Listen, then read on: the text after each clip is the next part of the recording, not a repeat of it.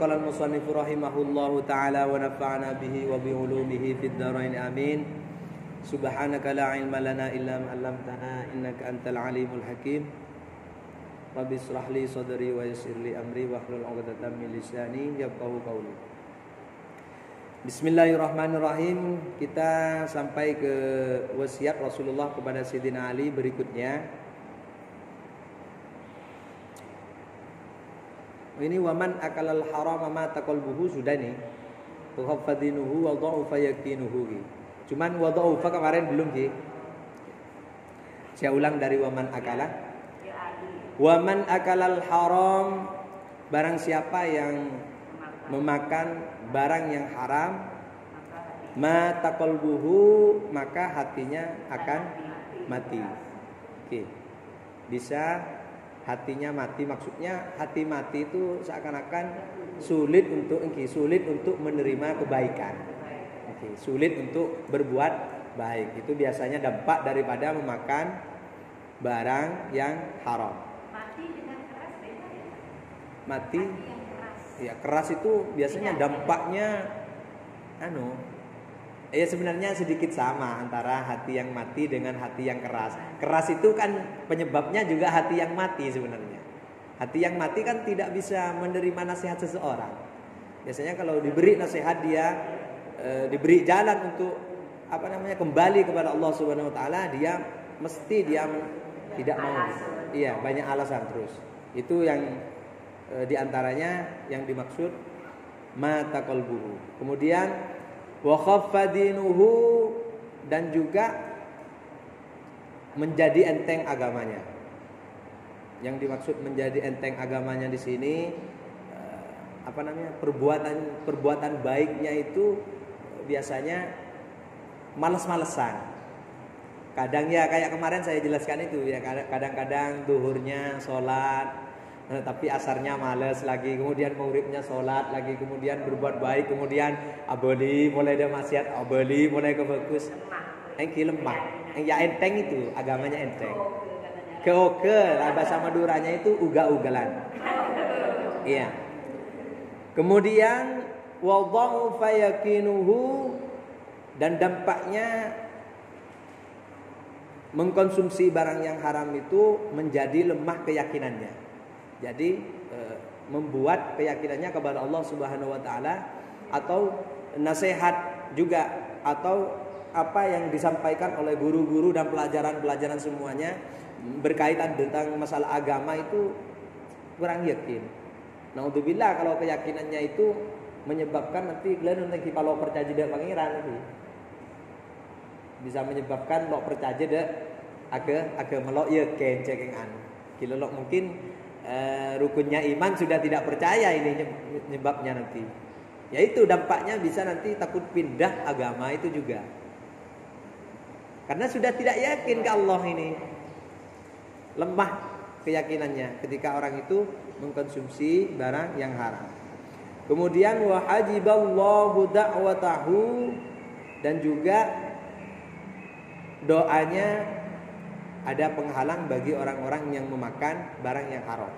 Jadi juga bisa menyebabkan doanya ini terhalang, ada satir, ada penghalang doanya. Makanya orang yang mengkonsumsi barang yang haram itu sulit untuk diterima oleh Allah Subhanahu wa taala. Sebenarnya semua doa itu mesti diterima oleh Allah. Cuman sulit gitu loh untuk diterima oleh Allah Subhanahu wa taala ketika sering mengkonsumsi barang yang haram. Ditolak. Kemudian wa qallat ibadatuhu, dan juga dia itu bisa mensedikitkan ibadahnya. Biasanya biasanya rajin sholat 5 waktu. Nah dulunya rajin sholat 5 waktu, bahkan sholat tahajudnya rajin, sholat duhanya rajin, bahkan sholat tasbihnya rajin. Pokoknya semua sholat dikerjakan, qobliyah ba'diyahnya sebelum. Lah itu gara-gara terjerumus makan barang yang haram. Iya, kan penyebabnya banyak, mungkin karena pergaulan bebas, yang menyebabkan makannya tidak terkontrol sehingga menyebabkan makan yang haram. Dan itu juga berdampaknya ya ini, berdampak kepada kalau kencang ibadah lagi, sebiasanya kencang ibadah menjadi ibadahnya sedikit dan nikah. Kemudian idza ghadaballahu ala hadin razaqahu malan haraman.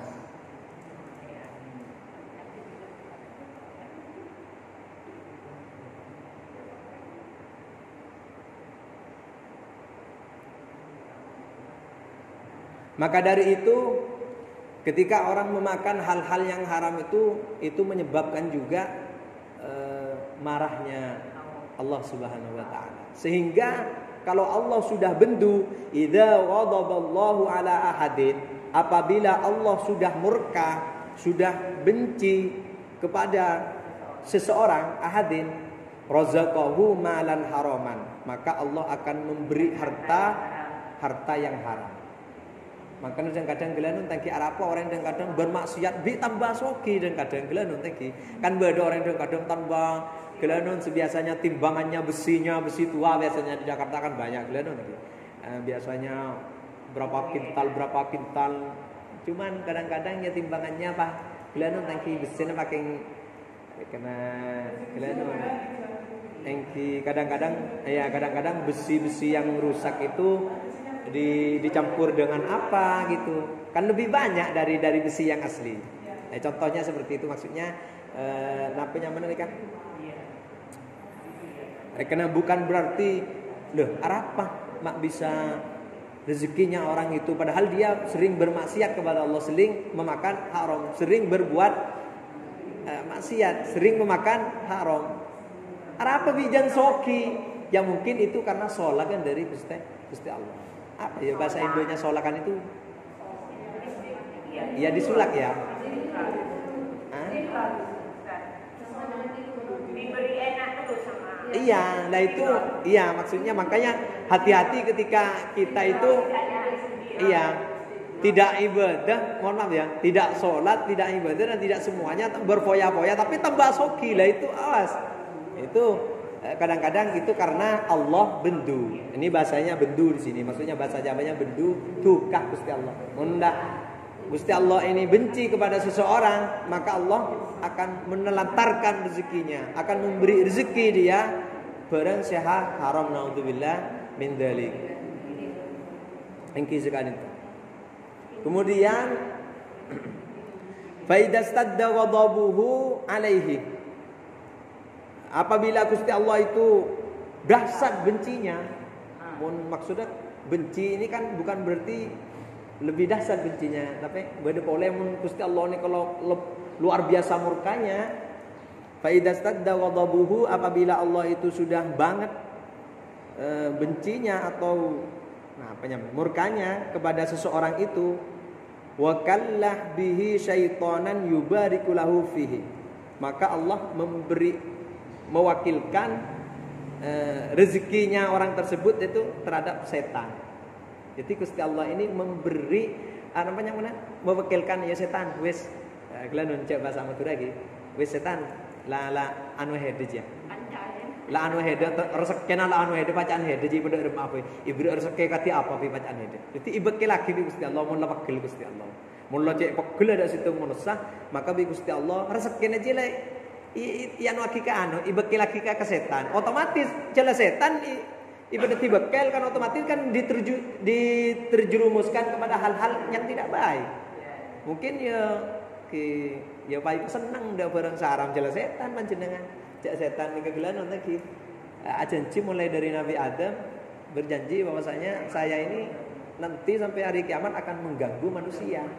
Pak Gusti Allah Pak ibeki lagi otomatis kan mestinya wes pada londa jadi hal-hal sehalal londa pada tujuan nipu orang tujuan anda nih kan menlejahan karena yang mewakili hartanya saya rekan kalian sudah tinapanya sudah komando yang jadi komando ketika dia mencari dunia ya wes setan lalu benih Gusti Allah seandainya Gusti Allah kan irem di Gusti Allah Ya mungkin ipa enga, ipa sakit di anu dia. Ya ni pula ipa sehat tok. Ya pada Fir'aun ni kah.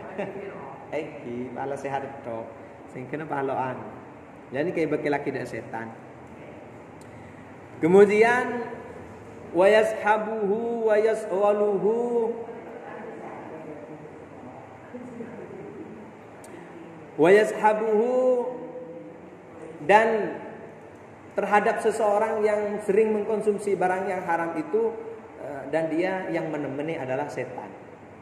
Itu setiap harinya nih kan lebih malaikat yang menemani, tapi wis bi setan tok mangkon benar ini karena laku atu setok karena kancan adalah setan bagi orang yang memakan haram itu. Barang yang haram. Wa yashabuhu, yang menemani adalah setan. Wa yas'aluhu bid dunya anid din.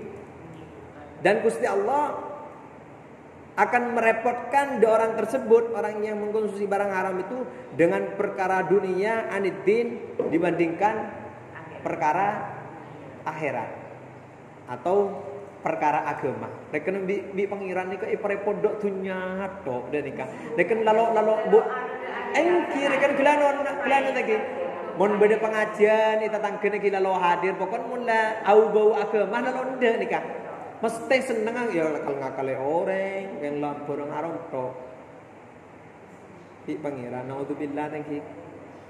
Ipa repot bi pangeran. Lalu ipa repot ke urusan akhirat tapi yang lakone dosa to lalu ndak ngaji lalu anu. Ndak nikah. Kemudian wa yashalu lahu umur dunyahu. Dan syaitan gelaknya memudahkan, maksudnya gelak kisah saya menemani setan gelak kisah wa yashalu lahu umur dunyahu, akan menggampangkan terhadap orang tersebut dari perkara dunia. Selain dari apa yang mana rekan di pangeran direpotkan, ipa gampang di Gusti Allah.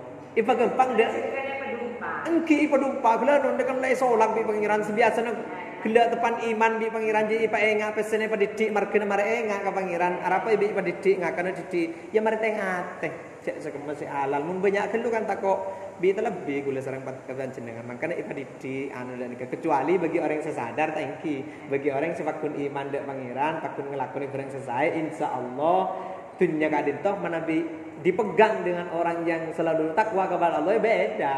Bahkan Gusti Allah ada ulama mengatakan nikah lebih cinta daripada orang yang miskin. Orang yang miskin ini kan rema kan pendek karena dia pola miskin. Setidaknya pada orang yang soki apa namanya tidak terkecoh dengan kekayaannya. Maksudnya bisa ngajalanaki hartanya sebaik mungkin. Gila non banyak sedekah, banyak isabak ke masjid, isabak dak fakir miskin itu lebih baik, lebih dicintai di Gusti Allah ketimbang orang yang semiskin. Mun orang yang semiskin ini karena iman kalau mungkin ya, karena miskin dan karena lo andi saya kira atene sering minta ke Gusti Allah dan sering takwa ke pangeran. Biasanya kan antara orang yang soki di orang yang miskin ini biasanya kan ibadahnya karena dia sering dikasih cobaan di Allah dan kan. Mungkin karena kesini pendidik, hanya kengkop cokop dan saya dia merasa kekurangan terus akhirnya enggak dia Gusti Allah. Tapi ketika ibri nyaman di Gusti Allah lo gampang menurut saya kadit. Ketika bila nonton kipa dumpar sekian sebiasa lo diandi pai pedumpa. Dan ini kadang-kadang munlo bila munlo kuat mana kan terlanjur ki sekadin. Cuman menabi tergantung dari manusia dan tergantung dari orang yang bisa memanfaatkan dunia gila aja untuk kebaikan. Wah, luar biasa, lebih dicintai oleh Allah daripada orang yang miskin dan nikah. Bukan benih Gusti Allah Pak. Seneng pan soki kalau seneng Gusti Allah Pak, seneng kau orang selalu andi made ngatok ke Gusti Allah ndak penida nikah lapa ada aslinya. Justru karena ibri coba nih pangeran ibri ujian tapi dia bisa menerima itu lebih dicintai daripada orang lo ibri coba reda nikah. Kemudian wa yaqulu pas ada bu setan pangocak setan gila ngocak katin apa Allahu Ghafurur Rahim. Cak Gusti Allah nikah Maha ngapura dan juga Maha apa namanya? Maha memberi maaf dan juga Rahim dan Maha kasih sayang. Maka setan ni kasih lang ngucap Allahu Ghafurur Rahim lang ngucap sangkuna kan jalannya mah manusia lala tengel karena lebihnya engki lalu ngidingaki. Maka setan aslinya sebenarnya secara ateng pakun iman sebenarnya, cuman karena sombong. Engki kan yang Glenun tangki ketika bi pangeran makhluk Gusti Allah ni kan perintah sujud dan Nabi Adam karena manusia ni kan makhluk Gusti Allah sepaling sempurna. Ibri nyabeng, ibri pikiran, ki ibri nafsu dan ni kamu lainan ni kan pada malaikat lo ibri nafsu. Le ketika perintah ni kan makhluk Gusti Allah kan karo iblis enggak. Bi setan ni kesenolak. Jak Gusti Allah kula lebih mulia dari napah manusia. Manusia nikah hanya dijadikan dari tanah. Kula nikah dari apa? Yang menikelok tanah kalah bingko. Sombong kan lu. Makanya mun ada orang sombong berarti dia sifatnya setan jadi. Engki. Nauzubillah dan orang selamat engki. Dari hal-hal yang seperti itu. Wa yakunullahu ghafurur rahim. Mungkin itu saja sedikit engki karena gula harus pindah ke Pondok Al-Asrar. Mohon maaf walaupun sedikit, mudah-mudahan bisa bermanfaat. Assalamualaikum warahmatullahi wabarakatuh.